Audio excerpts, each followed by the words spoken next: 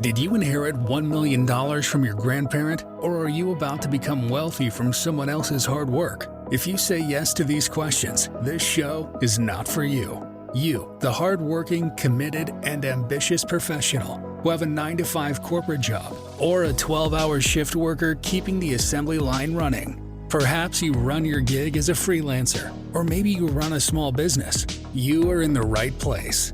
Welcome to the Career Evangelist Podcast, where you get your weekly tips, ideas, strategies, and inspiration to find purpose in what you do so you can build a career you are passionate about and live a fulfilled life. Here is your host, Bola Alabi.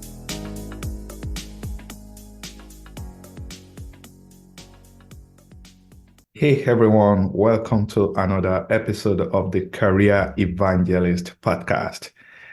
I'm so excited about today's show because we have a guest with us. We have Jeff Perry. Jeff is a leadership and career expert for engineers and technology professionals.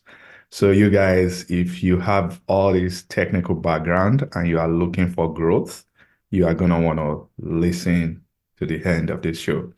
Without keeping you guys waiting any further, I'll bring in our guest, Jeff. Are you facing challenges in your life that are affecting your happiness and goals? Whether you are dealing with mental health issues like depression or anxiety, or simply going through a tough time, therapy can provide valuable tools to help you navigate life. Today's sponsor, BetterHelp, is on a mission to make therapy more accessible and affordable. They understand that finding a therapist can be challenging, especially when limited to local options. BetterHelp offers an online platform that matches you with a professional therapist in just a few days after answering a few questions. Signing up and getting matched with a therapist is easy. You can find a link in the show notes at betterhelp.com/thecareerevangelist. By using this link, not only do you support this podcast, but you also receive a 10% discount on your first month with BetterHelp. Take this opportunity to connect with a therapist and explore how it can benefit you.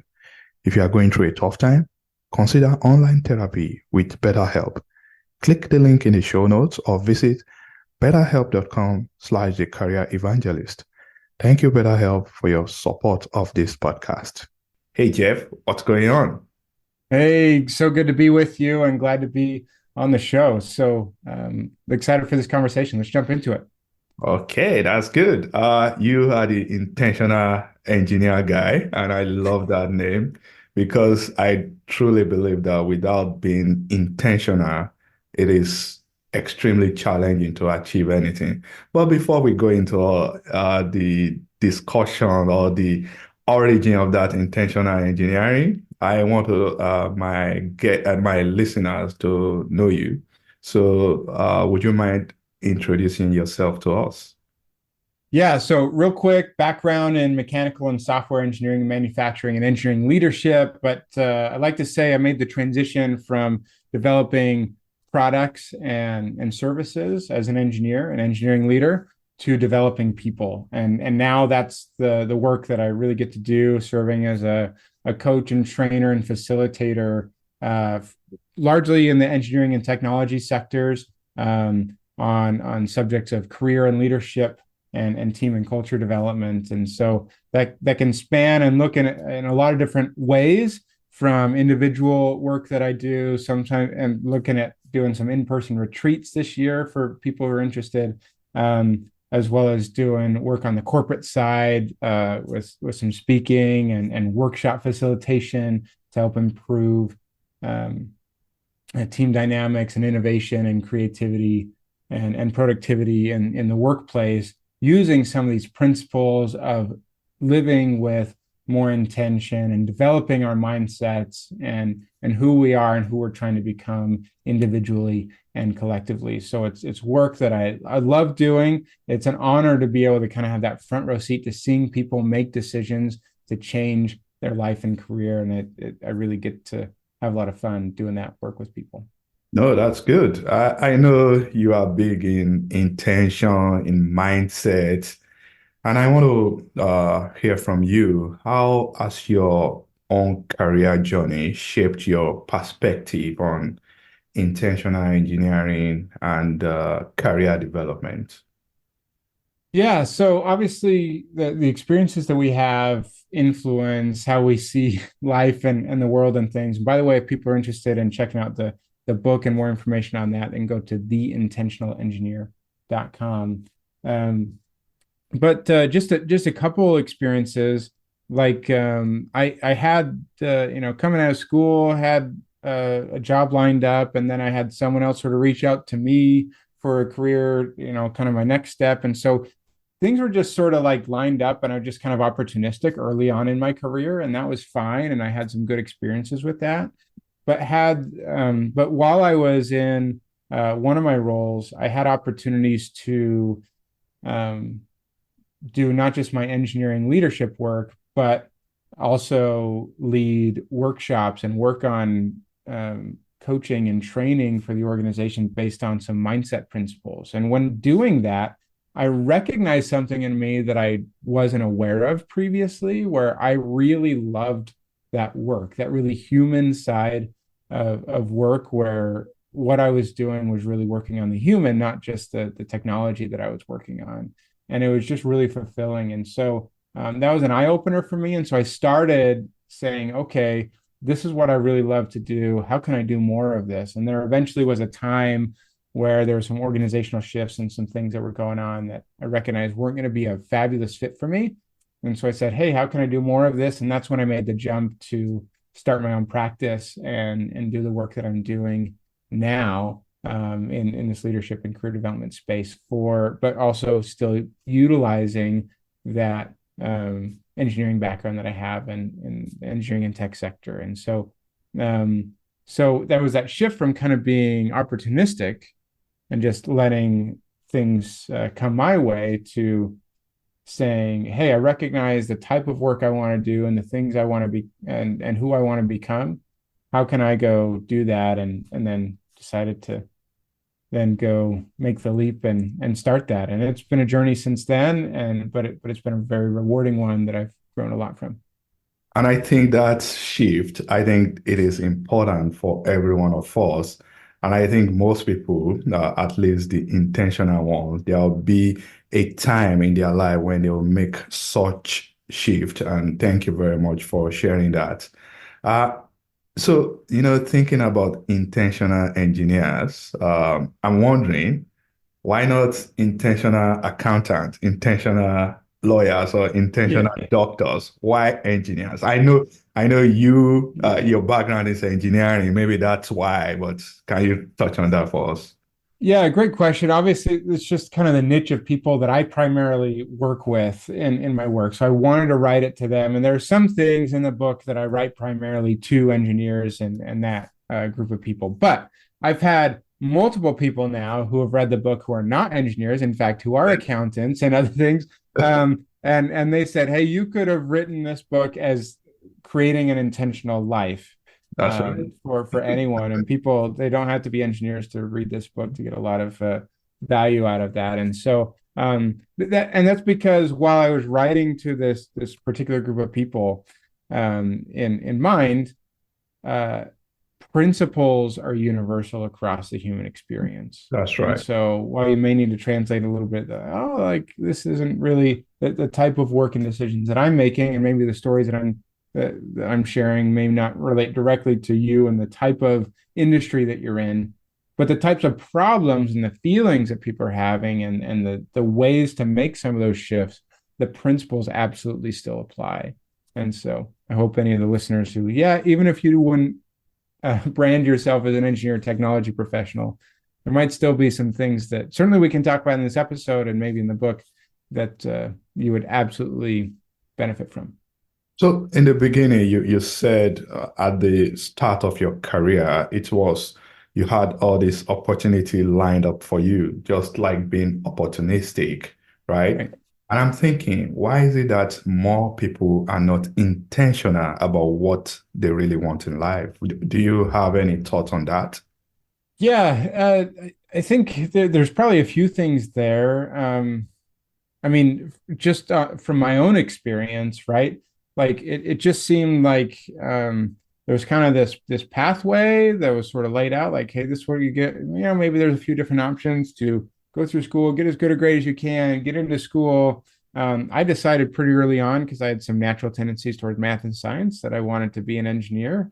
I was like in ninth grade when I decided to be a mechanical engineer. I never shifted that. And so I sort of like, okay, this is what I need to do to get into engineering school and the classes I need to take. And then, pretty employable on the other side. And then they're like, yeah, try and have internships. So I looked for some of those, and maybe some undergraduate research. I got an undergraduate research, and then someone through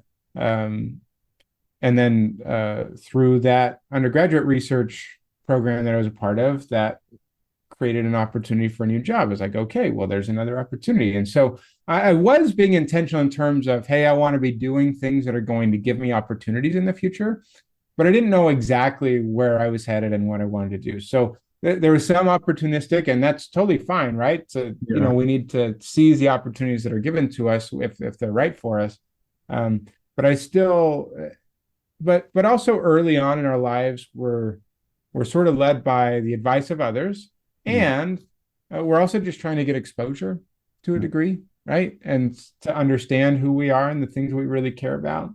But I would like, as early on as possible, for people to be able to identify those types of things that they really care about. And it doesn't necessarily need to be, this is the specific career or industry I'm going to work in for the rest of my life and career. You don't need to be so specific about that, but what's the type of person that you want to become? What are the skills that you have now that you want to continue to develop, and find ways to do that? What's the kind of person you want to be in your community? And other aspects that are not just, this is the specific career, role, or company I want to work for, which it's good to do that. But hey, life and careers and the market, like, changing. And so if I were to say, this is what I want to do in 10 years, well, for a lot of people, some of the things that may be available to do in 10 years don't even exist today. So you can't even know, right? So, we're not saying that we're going to have everything mapped out, but, kind of have this guiding light or intention of who we're trying to become, and then make decisions from that in more deliberate ways. Okay, so as far as your book is concerned, you just explained that even though you said intentional engineers, anyone could pick up the book and read it.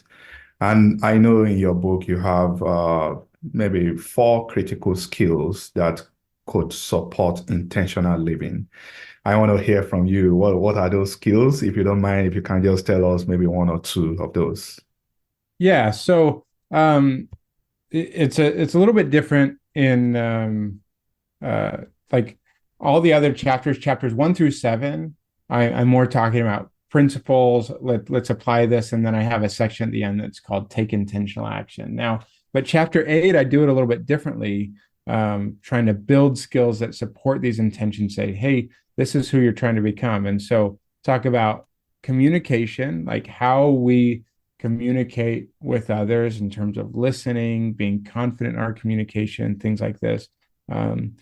Being the principle of accountability, and building that skill. There's not just holding others accountable, but finding ways to take ownership and hold yourself accountable, and doing that in big ways.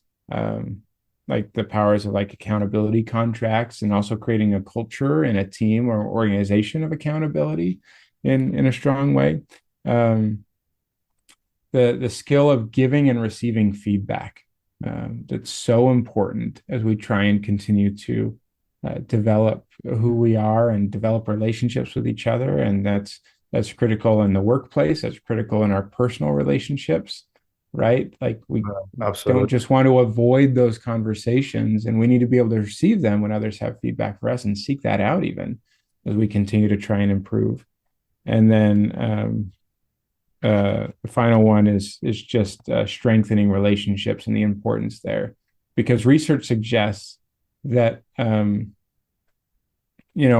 all factors in terms of living a life that people are happy with and satisfied with, way up at the top, far and away versus any other factor, is the quality of your relationships.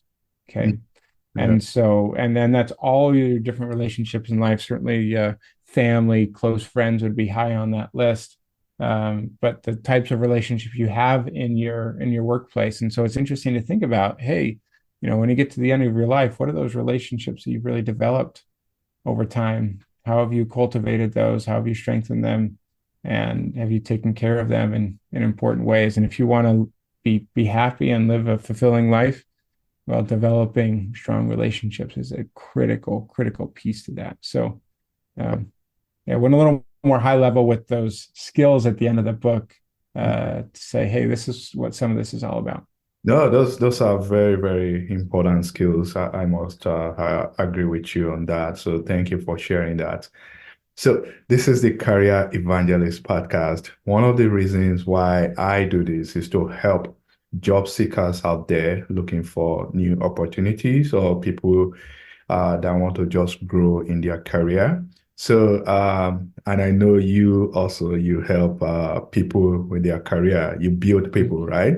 So, I want to ask you, Jeff, if you can share some tips that can help job seekers to prepare for interviews so that they can have like a stress-free or reduce their anxiety when preparing for interview.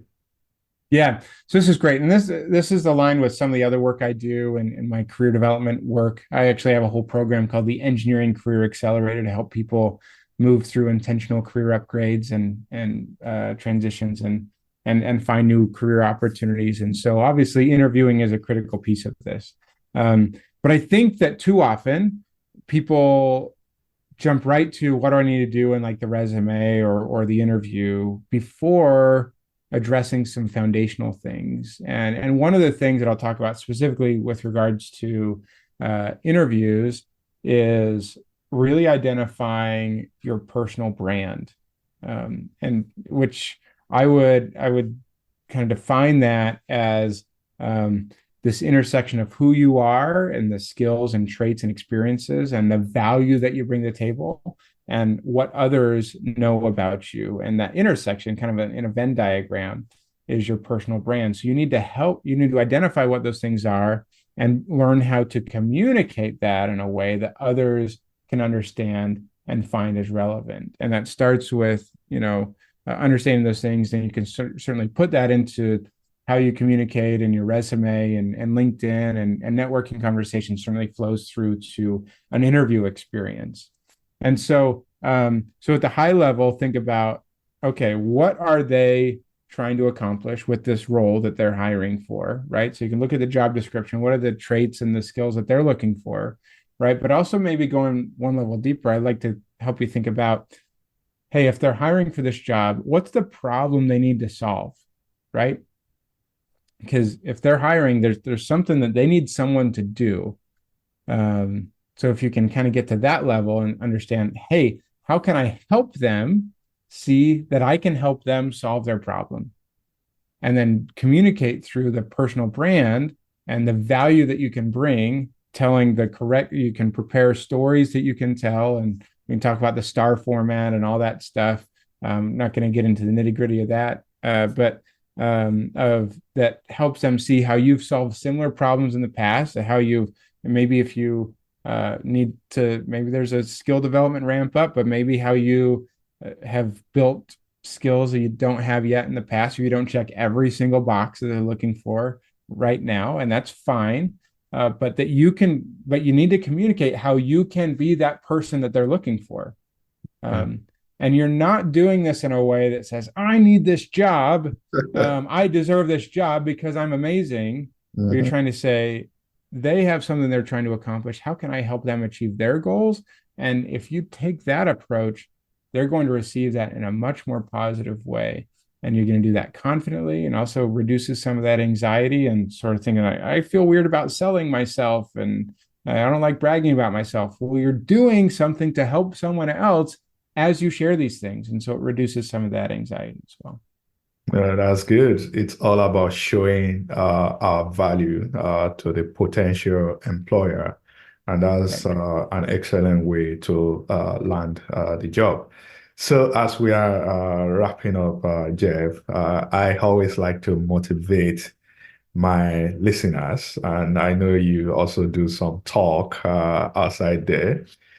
So there are people, maybe they are unintentional about what they want today, whether it's their career or their life in general.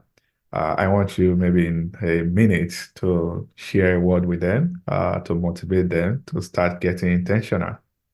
Yeah, great. So if I were you, I'd just take a break, and if you're listening to this, then see if you have a little space to sit down, take out a piece of paper or journal or your phone or computer, whatever you want to record some things on, and start journaling and writing about some of your intentions. I'll give you just a few questions, guiding questions that might be helpful. This is in the introduction to my book. What do you want to be when you grow up? What impact do you want to leave on the world? What do you want others to remember you for? What characteristics or skills do you want to grow and improve? What kind of person do you want to become? And what is the next right action you can take? So the whole point here is, if you can reflect for just a minute, if you get stuck on it, like, it's fine. Like, just start writing. Don't feel like this has to be perfect, but just write something and let some of those ideas flow. Take 5 or 10 minutes, and as you identify what's that next right action you can take, then go take that action. Because I don't want to prescribe that for you. I want you and your intentions to drive what the next right action is for you to take in your life and your career. And I hope that you do that with more intention. You're going to take charge of your life instead of just letting life happen to you. So good. Thank you very much for sharing that, Jeff. So finally, where can where can they find you if they want to connect with you? I know you have a program to help engineers. I have a lot of engineers in my connection. Maybe they will listen to this and they may want to connect with you and learn more from you. Yeah, great. So 3 places.